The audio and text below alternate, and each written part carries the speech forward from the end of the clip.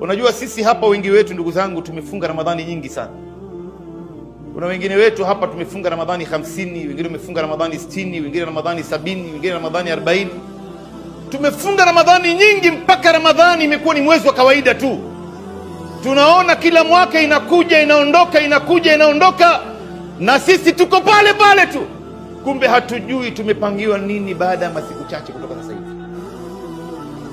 Ndio unaona ndugu zangu, lao hii nafasi utapewa tena, itumie hii nafasi kana kwamba ni nafasi yako ya mwisho.